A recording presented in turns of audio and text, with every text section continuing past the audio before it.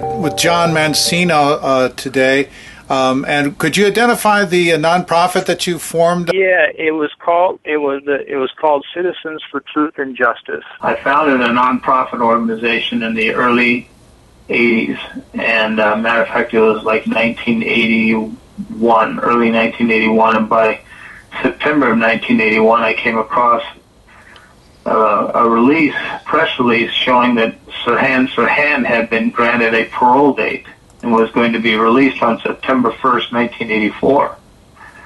So I thought, what the heck? So I called the parole board just to confirm that it was a release date, not just a parole hearing, and they confirmed he'd been granted a release date off in the future, 7 years after he had assassinated Robert Kennedy. So I drafted a petition, and with four of my friends, we gathered some 12,000 petition signatures and about 800 letters from people all over California, and submitted them to the parole board in the middle of an executive meeting they had, a monthly executive meeting. And I took all three major network TV cameras in with me, and it just snowballed from there. The vice chairman of the parole board made a motion after listening to me that they have a hearing to determine whether to hold a rescission hearing to take away his date.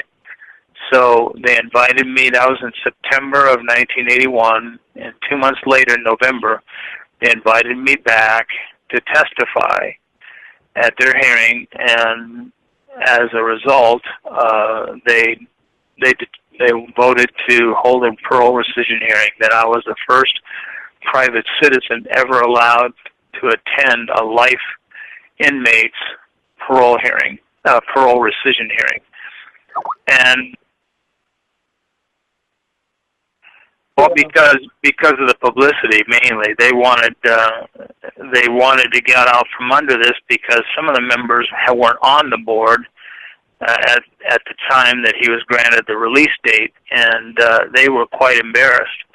And matter of fact, Robert Roos, R-O-O-S, he was the vice chairman that made the motion to hold the rescission hearing, and he and I are good friends to this very day. But anyway, John, what was, in what capacity were you at that time? Were you in the law enforcement? Citizen. Private citizen, not in law enforcement. Nope, I'm just a private citizen. I didn't have any official title. I wasn't in law enforcement.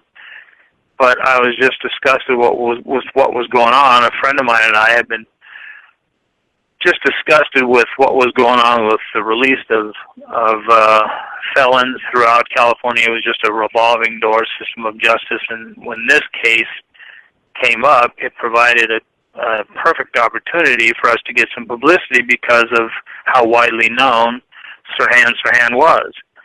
And so, long story short, they did rescind his parole date, and he remains in prison to this day.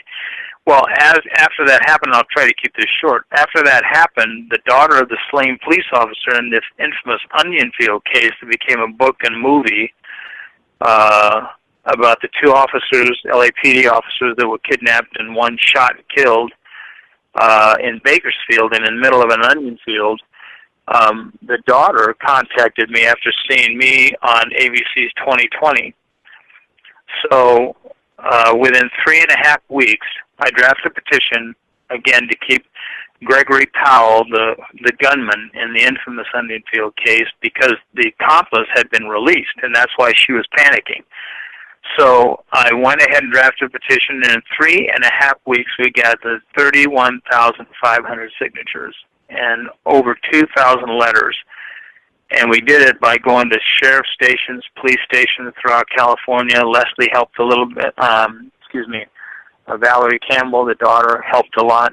We held a news conference in L.A. at the L.A. Press Club, and held another one at the First District Court of Appeals, which threw out the rescission because at the time the board went ahead and rescinded Gregory Powell's parole date.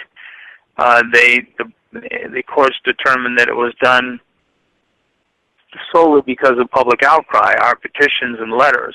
And at the time, the law stated that public outcry could not be the sole reason to rescind a parole date that was already granted. So we had to go through the First District Court of Appeals in San Francisco. We had lawyers working for us. We won there, and then his attorney took it to the Supreme Court in California, and we won there. And of course, you know that he died a couple of years ago, 2 or 3 years ago in prison. Well, while this was all going on, Sharon Tate's mother, in the Manson killings, she contacted me because I'd gotten word from one of the prosecuting attorneys in the Manson case that there had been 900 letters written in support of Leslie Van Houten being granted parole. So I drafted a petition once again, and we went all over the country this time, and we took, I think, 80, the first batch was 80,000 petitions, and God, I can't remember how many hundreds and hundreds of letters, and we did the same thing. They still play it on Discovery and some of his other networks. Every year I see it when they do a Manson deal. They show her and I wheeling with one of the state prison staff, wheeling a huge cart, flat cart with boxes and boxes of our petitions and letters up at the prison at San Luis Obispo, where Charles Tex Watson was going to be up for parole. Well, he was denied parole as a result of that, and then that case moved on again through the courts, but again we prevailed there. So now here we got a parole board that's now for the second time recommended releasing another Manson family follower. First was Steve Clem Grogan, who was implicated in the Shorty Shea, the ranch hand, his killing, and then now Leslie Van Houten, who admitted not only at her trial, but in the penalty phase admitted that Manson really didn't influence her. She did this on her own. And she participated in the killings of Leno and Rosemary LaBianca the day after the Tate murders. It's just outrageous. And, you know, by the time we finished with all the times that, and by the way, Sharon Tate's mother passed away, and then her daughter, Patty, got involved with our nonprofit, and, you know, the mother, she actually was one of our board members for years and years until she passed away from cancer. Then her daughter, Patty, helped us out as well. Then she passed away from cancer, and the only one left is Deborah, and her and I are good friends, and she's outraged as well. But you know, and at the time, I said, you know, the public needs to understand that family members of murder victims should not have to do the work of government. Government's most important function is that of protecting its citizens, and that's where it's failing miserably. We've got skyrocketing criminal violence again, especially here in California, where we've had just outrageous decisions coming down from Governor Jerry Brown here with his prison realignment, his Prop 47, and now he's got another ballot initiative this November to further take us down this road of revolving doors in terms of criminal justice, because we're going to make more felonies misdemeanors, where these guys, you know, there are, you know, the thousands upon thousands of prison inmates have been sent to county jails because the Ninth Circuit Court of Appeals ordered Jerry Brown to reduce prison overcrowding. Well, there's no room in the county jails either, so what they do is they wind up releasing them. And that's why we're seeing crime skyrocket again, and even violent crime, rape, murder, child molestation. It's just outrageous. So anyway, I hope I'm not beating my gums too much. We were interested in murderers, rapists, and child molesters. And at the time, 70% of the rapes that were being perpetrated in California were perpetrated by recidivists. I mean, we could eliminate 70% of the rapes by not letting them out to do it again. And you know, we're having huge problems with murders. The year I was born, 1952, we had 360 murders in the entire state. In 1981, when I first started this nonprofit, 1980, late 1980, we had 3,411 murders in the state of California. That's more than 1,300% increase.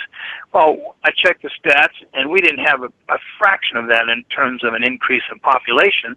So again, murderers being not being caught or being returned to the streets were becoming repeat killers.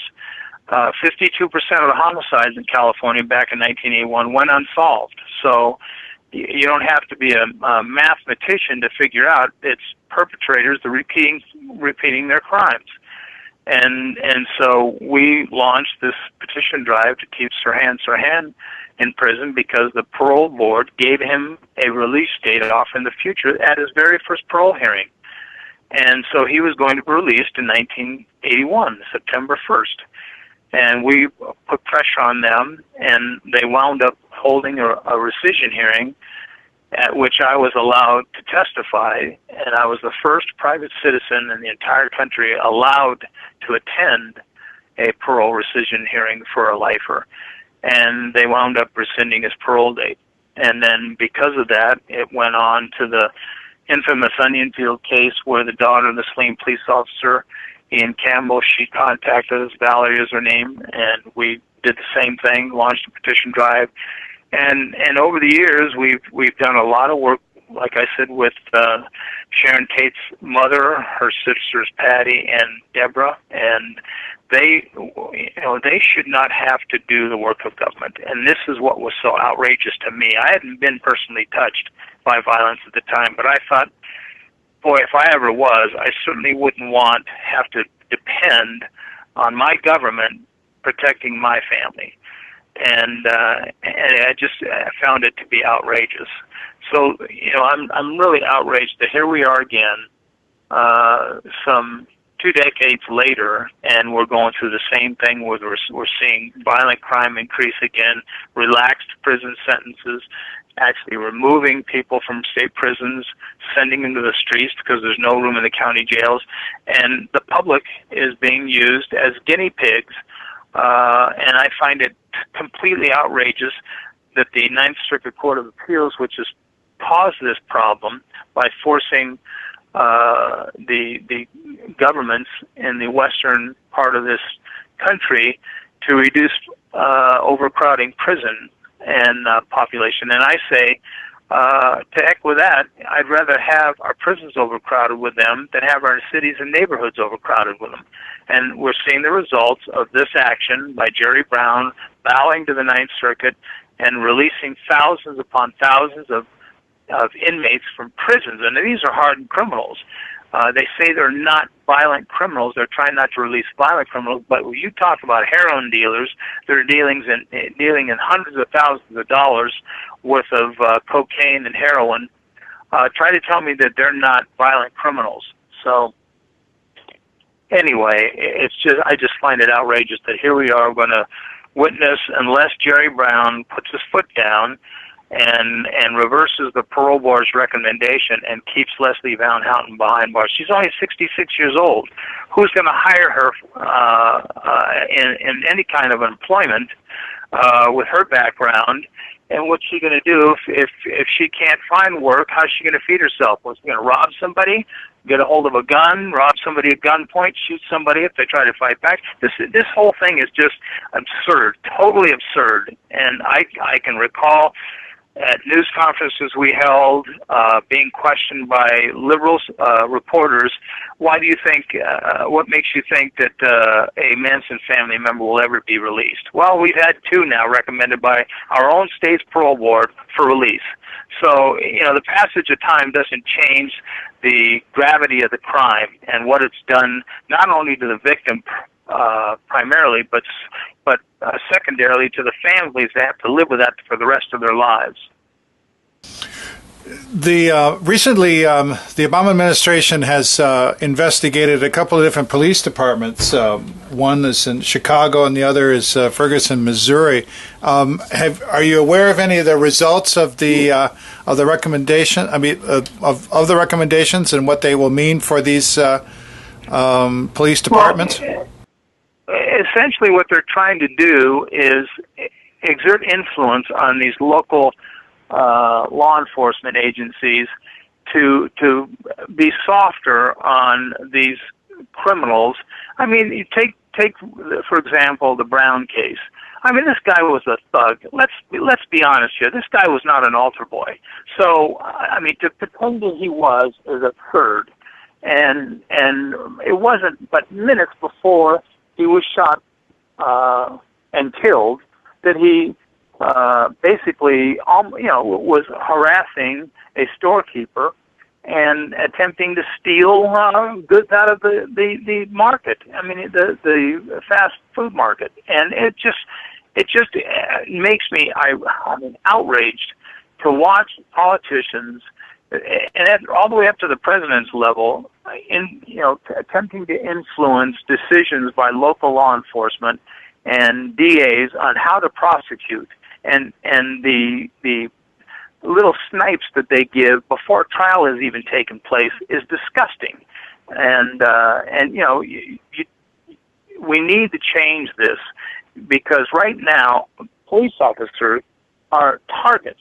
They are absolute targets at this point in time, and it's disgusting because these are the people who, I mean, I would not have their jobs. I would not have their jobs. They couldn't pay me enough to do what they're doing, to go into some of these communities that are dangerous in broad daylight, to protect it, to protect that neighborhood. I mean, we have seen this year, in the first 2 months of this year, murders and shootings double in the city of Chicago from last year, for example. You do not see the president or Al Sharpton or any of the other so-called black community organizers and supporters saying anything about the black-on-black crime in the city of Chicago, where we've had more murders since the beginning of the War on Terror than we have had in both Afghanistan and Iraq combined. That is disgusting, absolutely disgusting, and it cannot be something that continues. I mean, homicides have doubled in Chicago compared to the first 2 months of 2015. There's been over 400 shootings. It's twice as many as the 180 they had in January and February of last year.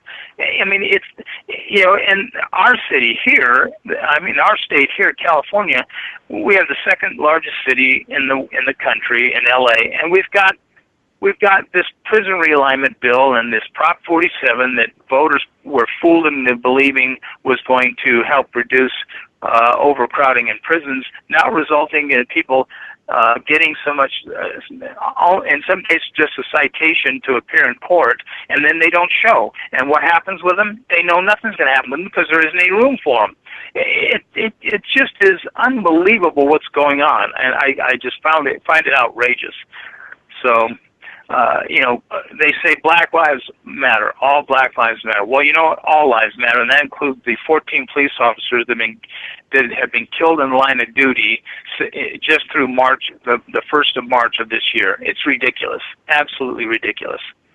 14 police officers countrywide? 14, yeah, countrywide. 14 officers killed through March 2nd of this year in this country, and at least one of the killings seemed to be motivated by hatred of cops. This officer, Thomas Petrell, he was part of the Danville Police Department in Ohio. He was fatally shot on January 17th of this year by a man that officials say, quote, was looking to kill an officer. I mean, this Black Lives Matter crowd is inflaming this situation rather than helping the situation, and I think it's done deliberately. There's no secret that there were people that were brought in from other parts of the country to Missouri, for example, and they were burning buildings down, looting. I mean, they have no interest in better communication between law enforcement and the community. They were taking advantage of another situation to do what they do best, which is to loot, steal, and vandalize. And it's just got to stop. And you don't see any in the black, so-called black representatives that are supposedly working for the little guy, standing up to this kind of vandalism and criminal activity, and it's got to stop. What is it about? What is the politics right now in California that is leading to these this leniency and apparent leniency in the parole board? Well, you know, it's basically a repeat of what was happening in the 70s and early 80s, which is if they're not being watched, they do what they want. And, you know, you couple that with the pressure that's been on Jerry Brown here, our illustrious governor, who, by the way, was involved in passing some of the determinate sentencing laws back in the 70s when he was governor the first time around, to make sure people serve a certain amount of time before they're released. And now here, you know, they're trying to relax the rules because of the prison overcrowding. And of course, those in the Democratic Party that control the state legislature, both houses, they go along with their governor, and they're passing the prison realignment bill. They're pushing the Prop 47, and now another initiative that's going to further reduce felonies to misdemeanors in November of this year, if it's passed. And, you know, it's basically the Democrats running wild again with their liberalism. And this social engineering didn't work in the 70s or the early 80s, and it's not working now. When we started this organization, I was on a CBS program in 1982, and on that program with me were Sharon Tate's mother, Doris Tate, and the chief counsel of the Board of Prison Terms, the chief lawyer on the parole board. And she had to admit on camera that the efforts that we had launched contributed to the reduction from finding suitable for release on parole 37% of the lifers every year down to 3% within a year and a half. And so, you know, we learned, and she admitted on camera that people can have a role and play a significant role in this part of their government if they get off their couches, off their iPhones and tablets, and say, you know what, we've had it. We've had enough of this crap. We don't want them on our streets. And you know, if they commit the crime, I mean, it's like today. You got these people, they're supposedly in positions of knowledge that are recommending Leslie Van Houten, one of Manson's followers, and who admitted killing for Manson, these individuals saying that she's safe to be released and doesn't pose a danger to society if she's released. How do they know?